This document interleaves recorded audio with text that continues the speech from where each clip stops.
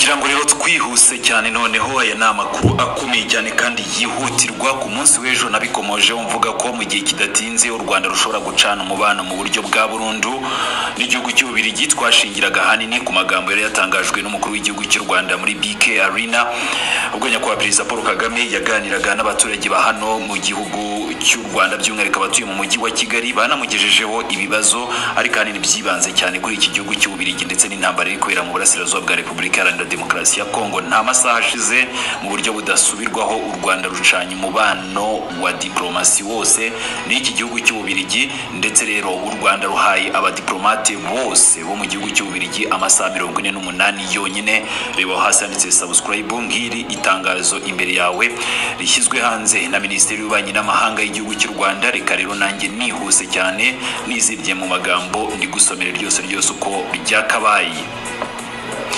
Riragira riti Repubulika y'igihugu cy'u Rwanda, Minisiteri y'Ububanyi n'Amahanga n'Ubutwererane, u Rwanda rucanye umubano wa diplomasi n'Ababiligi cyangwa se n'igihugu cy'Ububiligi tariki ya 17 Werurwe 2025.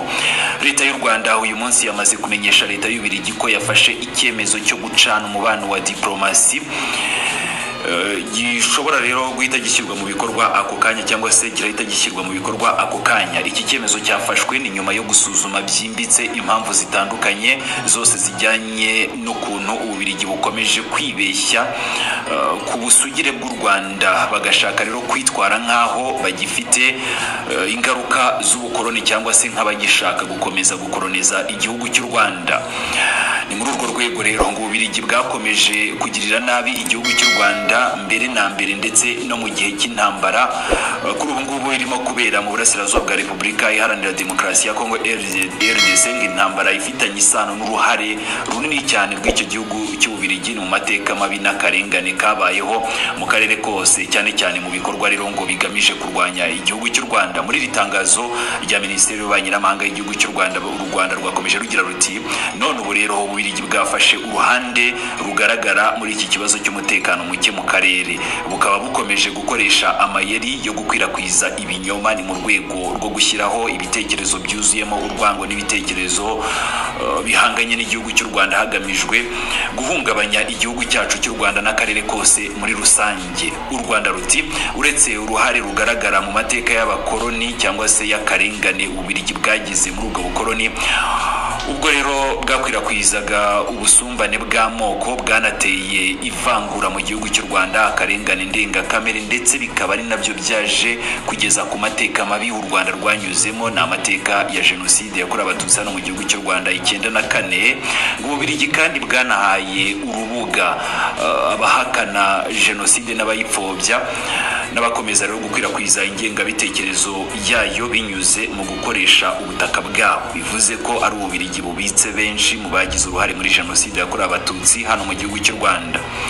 U Rwanda ruti iki cyemezo cyafashwe uyu munsi kiragaragaza ubushake bw'u Rwanda bwo kurengera inyungu z'igihugu cyacu, icyubahiro cy'Abanyarwanda ndetse no gukomeza kwimakaza amahame yo kwigenga, amahoro n'icyubahiro hagati y'igihugu. U Rwanda muri iri tangazo rya Minisiteri y'Ububanyi n'Amahanga ryasojwe rugira ruti abadiplomate bose b'Ububiligi bari hano mu gihugu cy'u Rwanda bagomba kuba bavuye mu gihugu mu gihe kitageze ku masaha kitarenze mu mbabarire ni kitarenze nagari kitarenze amasaha 48. U Rwanda rwiyemeje kandi gukurikiza amasezerano ya Vienne cyangwa se Vienne Convention ni mu kurinda inyubako, umutungo n'inyandiko z'ubutumwa bw'Ababiligi buherereye i Kigali. Nta byinshi nshaka kurenza ku bijyanye n'iri tangazo, ahubwo ndagira ngo nkureke ukurikira agace gato cyane k'amajwi n'amashusho umukuru w'igihugu cy'u Rwanda nibyo yavuze ku munsi w'ejo, ariko nanone byateguzaga ibyo tubonye muri aka kanya. Ibitekerezo byanyu ku bwinshi aho hasi mutubwira uko mwakiriye iki cyemezo cy'igihugu cy'u Rwanda. Nge ku ruhande rwanjye ndivuga ntabwo ibindi bijyanisha n'ibirimo kuba ni icyemezo gishimishije kubera ko Ububiligi nibwo bwanagize uruhare mu bihano kuri ubu ngubu u Rwanda rurimo gufatirwa n'imiryango mpuzamahanga cyo kimwe rero n'ibihugu bitandukanye. Nibutsa ko n'uyu munsi dutegereje ibindi bihano. Uyu munsi mu gihe kidatinze turaza kubona ibindi bihano ku gihugu cy'u Rwanda, by'umwihariko ku banyepolitiki cyangwa se ku bantu ku giti cyabo. Byose rero biri kugirwamo uruhare n'icyo gihugu cy'Ububiligi. Wowe urabyumva ute? Wakiriye ute iri tangazo? Tubwire hasi uko ubyumva. Reka mureke gukomeza ukurikira umukuru w'igihugu cy'u Rwanda nyakubahwa Perezida Paul Kagame. Barabanza banga ambasada wacu twabohereje ngo ntibamushaka, kavuga ngo hari ukuntu ashobora kuba atarakoreye neza Kongo, ibyo tugiye kubizira. Akongera mu kanya bati ntabwo tubemerera ko mugira mutya, ariko tukabaza ariko mu babandi mwadushinzwe nande? Abanyarwanda ko mwemera Imana kuko yashinze u Rwanda. Aba bantu mureba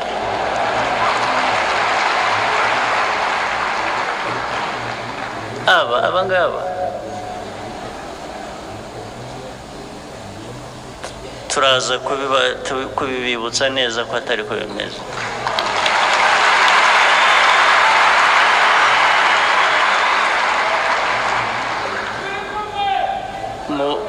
Mu buryo bwacu butari bwinshi cyane turaza guhangana nabo.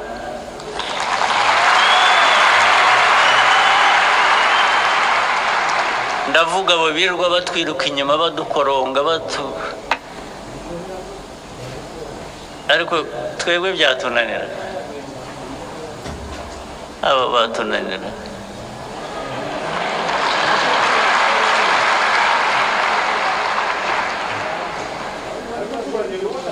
Hari ibintu byacu bimwe baza kugomba kwigomwa bakaduha amahoro.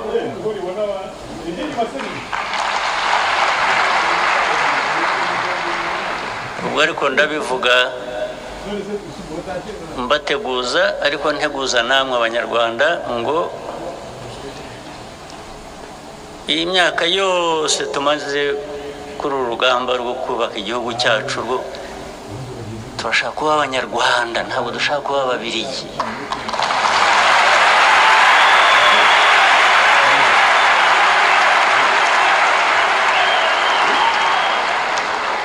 Uwo bitarajyamo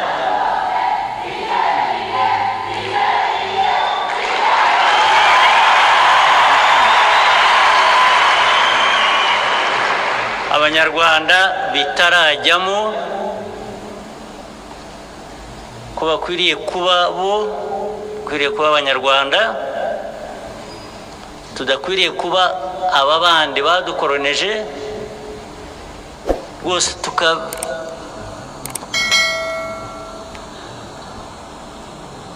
tukabiyuhagira bakatuva ku Peace TV Rwanda.